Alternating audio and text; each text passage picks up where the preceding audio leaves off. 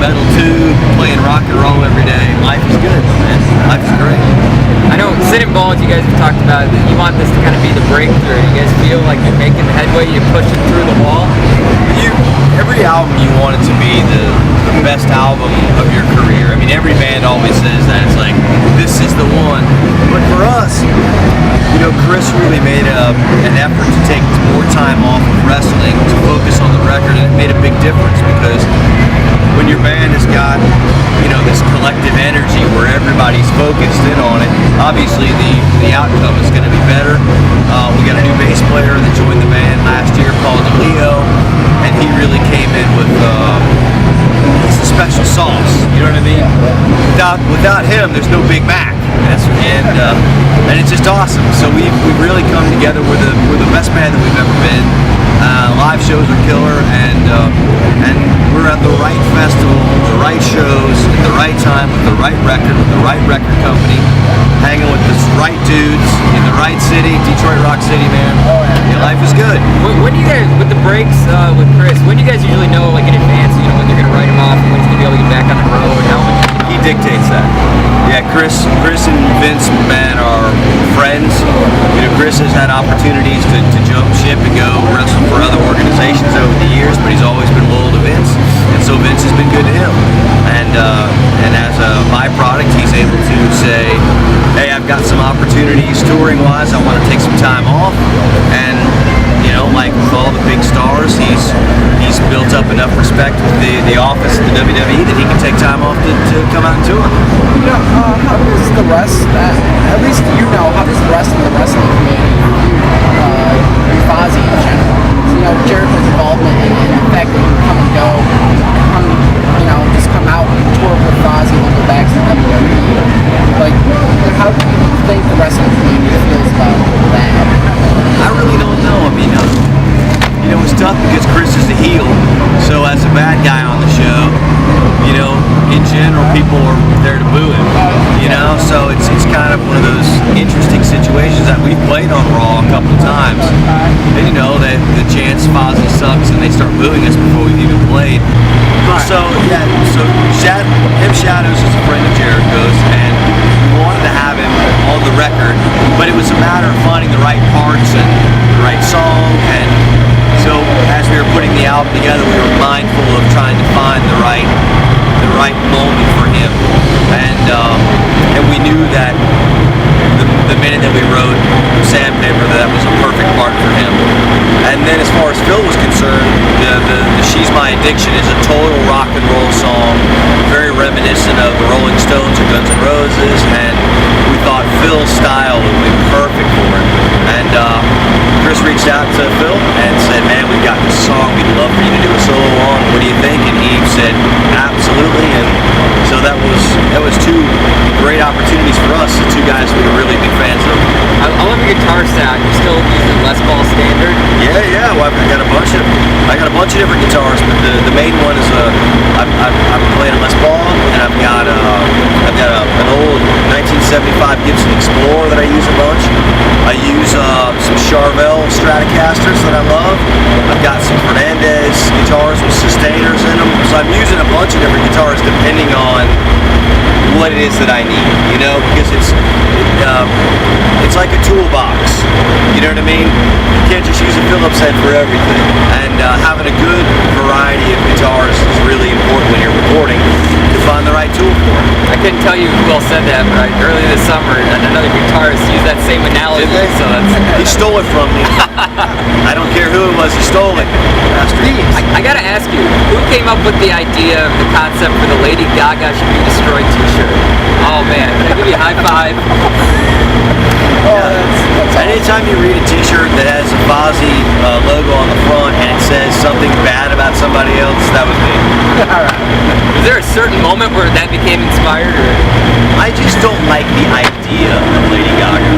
I don't even know anything about her music because I don't listen to I don't listen to pop or dance music. I don't go to clubs, and so for me, I've heard a couple of songs of hers just because you can't avoid it. You know, she's crept into pop culture so much that, but and I don't hate her music because it's it's like saying, you know, what do you think about, you know, peanut butter pizza? I'm not going to eat it, so it doesn't matter. But just the idea that she wears a meat dress, she, you know, obviously her parents didn't pay enough attention to her growing up, so she really needs attention, and I'm just not going to give it to her, other than putting her name on the back of her shirt and saying she must be destroyed. Riggs, this is why they call you the dude. You must be awarded for this idea. I like it. Well, I got a question for you. We kind of talked about this a little bit before we started filming, but the last time we played in Detroit, anyway, was at New York, New York. Yeah. Chesterfield, Michigan, technically. That's technically where I'm from. I want to know if you remember anything about that show or what stood out about that. Because, like you said, that was in a bowling alley, essentially. Yeah, I remember that the stage, the back of the stage was up against the back or the front wall. It's like a strip mall. Yeah. So like the back of the stage was up against the windows that face the parking lot. And it's, you know, we played a million shows in our careers, all of us, and it doesn't matter if it's 10 or 10,000 people, you put on the best show that you can, because you don't, just because you're playing in a bowling alley doesn't mean that the 500 people that showed up to see that deserve any less of a show than the 5,000 that we play in front of here at Uproar.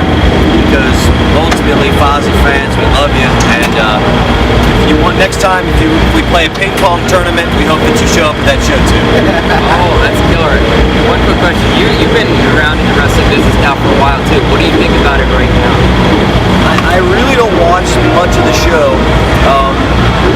I always watch Chris's segment on YouTube just because he's my bro and I love him and I think he's great, so I love to watch him work. So I'll watch that segment on YouTube, but I don't know.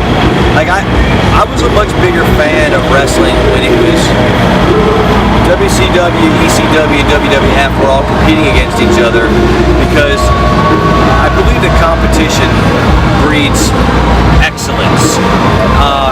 If you only had one burger stand on the corner, there's a tendency for that burger stand to not put out the best burgers at the best price because it's not having to compete. I think that Vince McMahon is a genius, and I think the WWE is a great product. It's just, for me, there's something to be said for having guys fighting against each other for ratings. I just like that, and Lack of competition. yeah. And I'm as a confirmed supporter of the free market.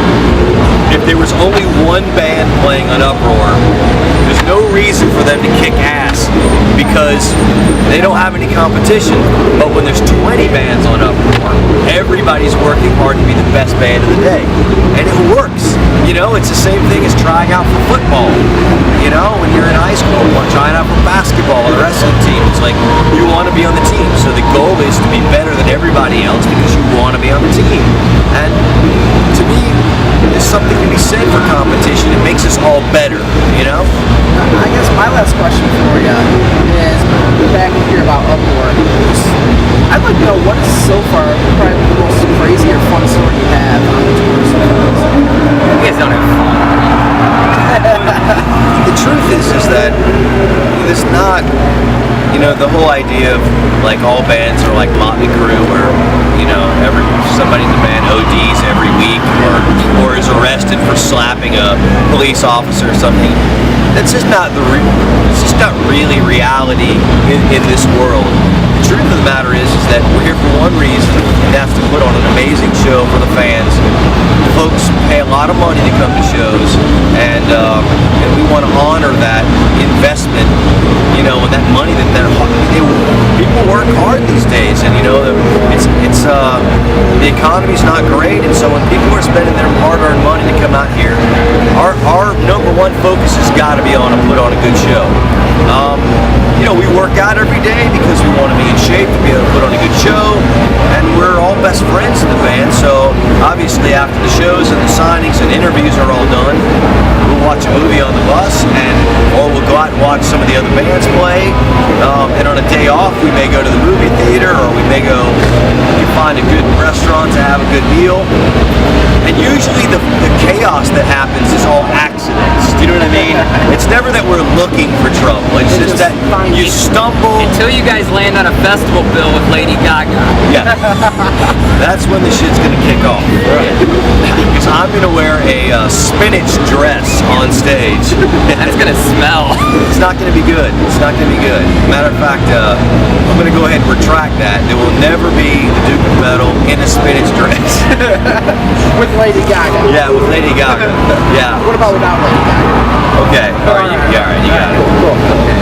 Rich, great having you. We hope Sin and Bones Lion salts the charts. Thank you. It's currently power bombing, line salting, and arm dragging its way to the top, my friends. Thanks for having me. Enjoy.